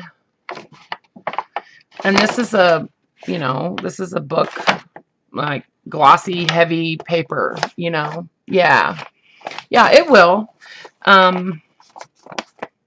It doesn't penetrate the paper as much, because I know why you're asking, and I'm thinking that's why you're asking, is because it doesn't seem like it would penetrate into the paper itself, right? It does if you dry it in the oven, I think. That's my, yeah, it's just my thinking. So I'm not sure what you're meaning, Lisa, about captions. I mean, are you wanting me to add something, or because I don't really know what you mean? Because the captioning comes from YouTube.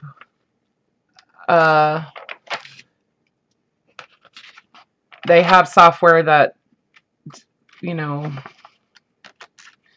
figures out what I'm saying and does that. Anyway, okay. So I got all the maps out of this book, I think. Whoops. I got a lot of like street maps out of there. So those will be fun. Be fun to make like envelopes and stuff. Pocket pages, plus all of the regular maps out of there. I love maps too. I love map paper, like actual like fold up maps and atlases, and yeah, so there's all the mappage out of that book.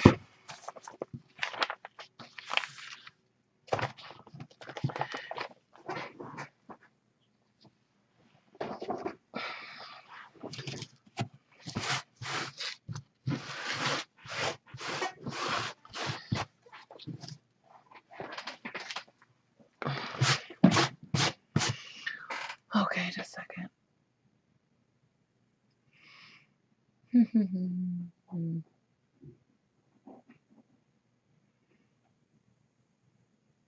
Yeah, I mean, everybody does different stuff with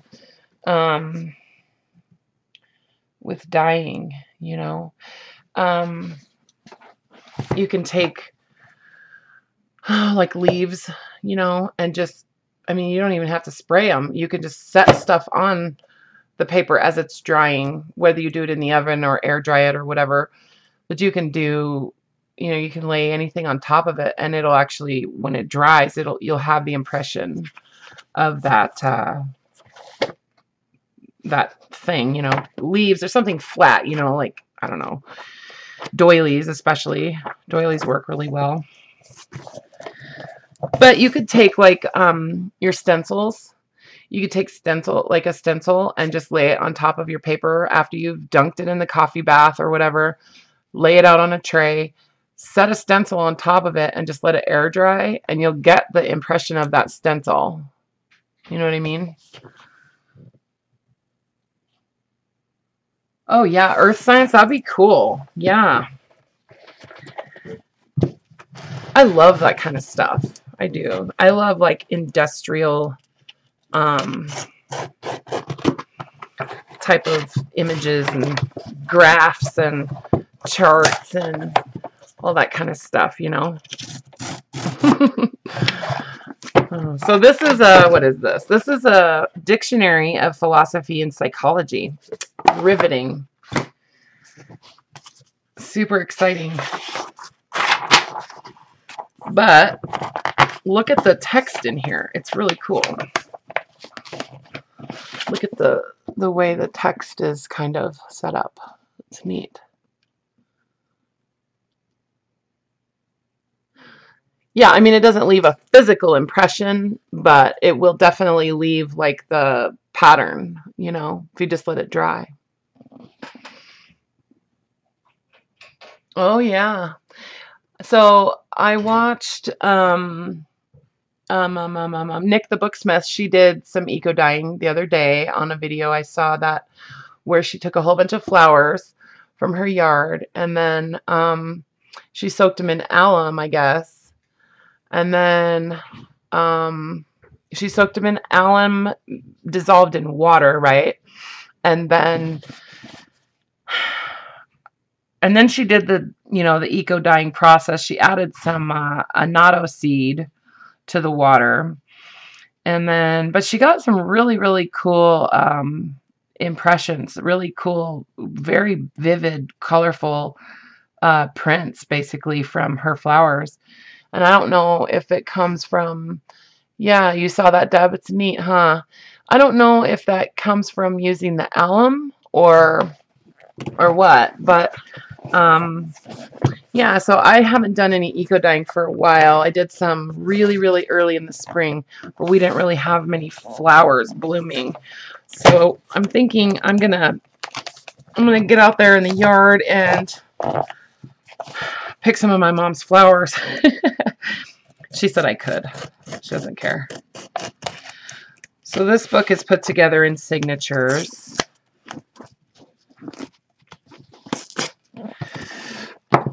So separate some of that rabbit gut or whatever it is.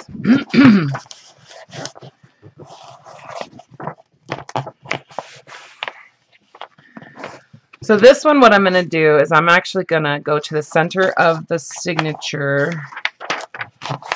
I'm going to cut these apart. Oh, I guess most of them are already cut. And I'm going to pull the pages out like that. Because the front and back page on each signature is really glued together in this book. So they're kind of hard to separate.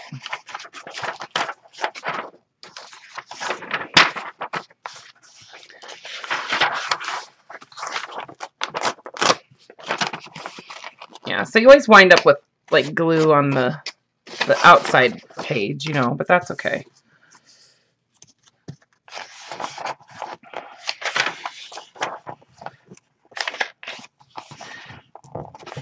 This book has a ton of signatures and they're really thin. Not many pages in each signature. Okay, so Wednesday, you guys, my son is coming over with his girlfriend and my granddaughter and stuff. And so we're going to do like a barbecue type of thing. So I'm thinking that maybe I don't really want to change the day of my live stream, but I'm thinking that I might do it a little earlier in the day, like maybe at about noon or something. Yeah, the alum is a mordant, but I'm wondering if it kind of helped because she soaked the flowers in the alum, right? Like, and then she added alum to the water bath too. So I don't know. I mean, I know that's what she used as the mordant, but she also added vinegar too. So I don't know. I mean, different plants and stuff have all kinds of different mordants, you know, but yeah, alum, and people use alum in like pickling and stuff, I think. Yeah, potash. Yes. You have false indigo in your yard. Yeah, that would be cool, Jessica. I'll bet it would work. If dyeing alum does give a color, so does using onion skins. Yeah, for sure. Yeah, oh, I know. There's tons of different things to. Okay, so here's how I get onion skins, you guys. So I was telling my mom, like, all the time, save your onion skins for me, save your onion skins, you know. And so like sometimes she'd give me her onion skins and they'd be like, you know, like onion in them and stuff. And after a while I was like, okay, don't save me your onion skins anymore. Anyways, so here's what I do now. When I go to the store to buy onions, I just grab like all the skins that are in the bottom of the like thing, you know, and put them in my bag. They don't weigh anything. And so I get tons of onion skins from all different onions. I look like a crazy person at the grocery store, but hey, you know what? You got to do what you got to do. But yeah, red onion skins, yellow onion skins, even white onion skins will give you color. So, isn't that funny? Yeah, I came home with a whole entire bag full of onion skins one day, and there was one onion in there because I didn't want to be completely crazy. I mean, yeah. Yeah, so next time you go to buy onions, just grab a bunch of skins there because they're all dry and everything. Yeah. I mean, what are they going to do with them? It's not like they want them, you know. I'm sure they're happy to see some crazy lady, some old crazy hippie lady gathering the onion skins. I'm not proud.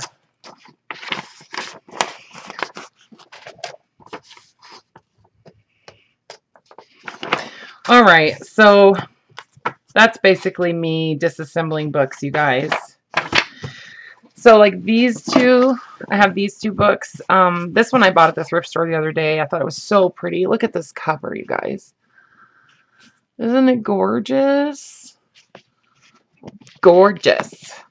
So I'm going to take this apart. Look at the text. It's so pretty. Oh, I just want every single book and everything. Okay. So this one I'm going to make into a journal for sure. I love this book. It's so soft and smells yummy. And look at the thickness of it. So I need to be really careful when I disassemble this one because I definitely don't want to cut the, you know, that part.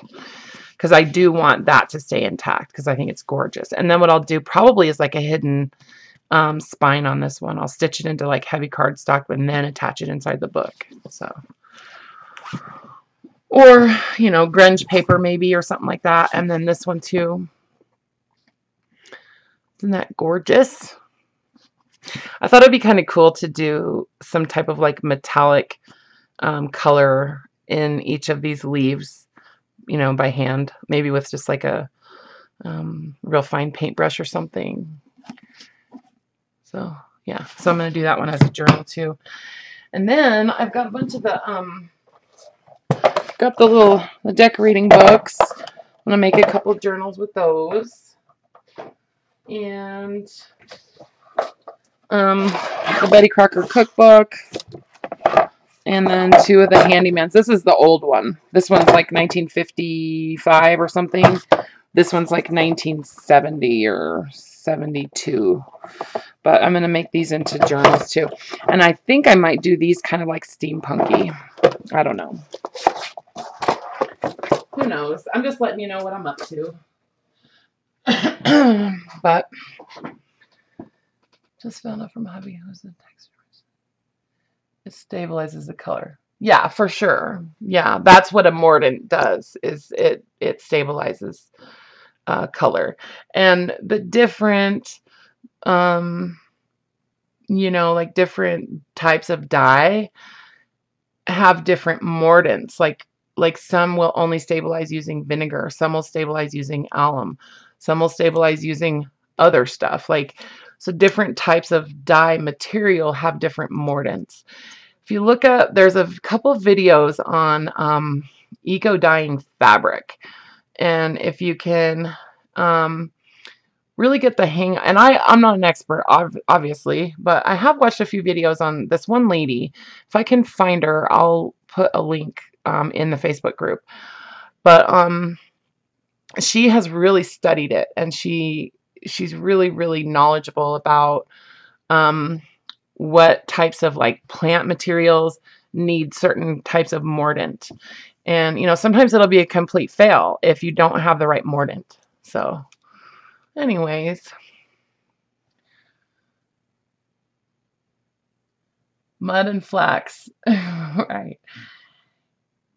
Yeah, I mean, like mud cloth is cool because it's dyed with mud, you know? It's literally dyed with mud, like um, um, um, um, iron oxides, like the iron oxides in the soil and stuff, you know? If anybody lives in Oklahoma or somewhere like that where you have like red clay soil, or I think Texas too, right?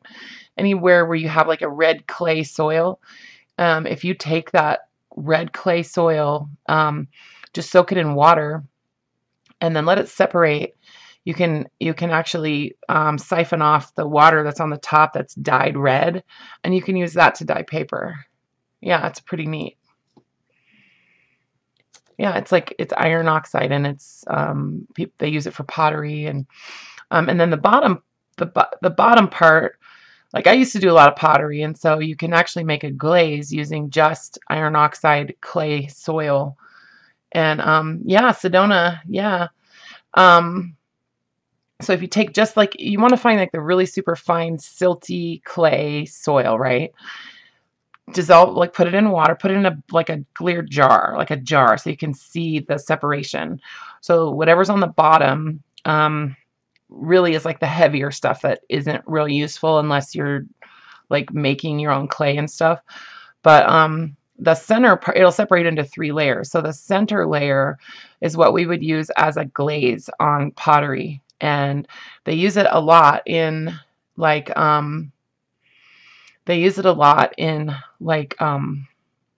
southwestern style pottery. It's called terra sigillata, and it's a glaze that they'll polish, like they'll paint it on and then they'll polish it with a stone, and it gets really super high gloss finish. Depending on the way you fire it, sometimes it can turn out black, but that top layer you can use in to dye paper and stuff. So anyways, just, how to use the onion skins. Um, if you do like eco dyeing, so basically with eco dyeing, in general, what you're doing is you're taking plant material. Look up boiled book, Sally. Look up boiled book on YouTube, or look up that, and then also just eco dyeing paper, and you'll find some good videos. But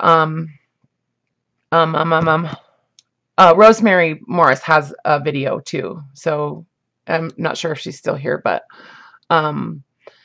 she's got a video on eco dyeing that's pretty cool. So because she's really fun to watch too. But anyways, it's basically just layering plant material and paper. Okay, and just layering it all up. You basically scrunch it in between something firm like a piece of wood or something like that. Put it in a pot of water. Add some rusty material so that you'll get the iron oxide out of the rust, and then some vinegar. Boil it for an hour and a half or so. We'll simmer it, and then if you use onion skins in those layers with your other plant material and stuff, you'll get really cool colorations and different patterns and stuff. So yeah, it's pretty neat. I think so. I believe she was Scotty for a minute. I don't know if she's still here.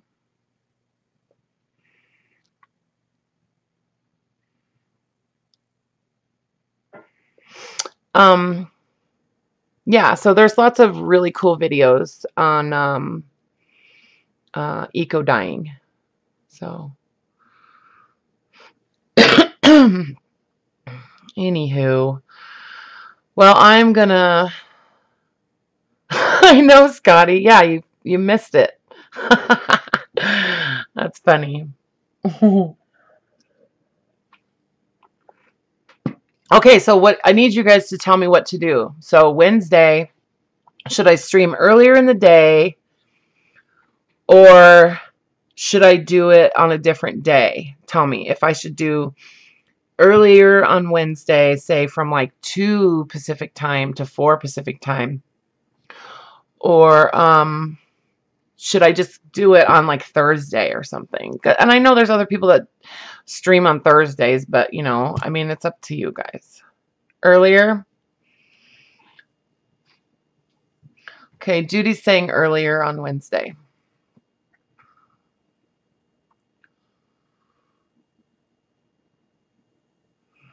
Okay, I got one. I got one vote so far. Oh.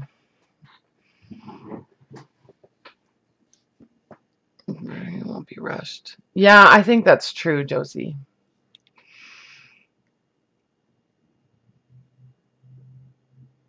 I know you can't be there earlier, Karla. I think honestly, it's better if I just do it on Thursday, but I'll do it at the same time because doesn't Elizabeth Brewer stream on Thursdays? But she starts later than I do. Um, yeah, I think Thursday is what I'll do. I'll do Thursday at the same time, at my time, at 4 p.m.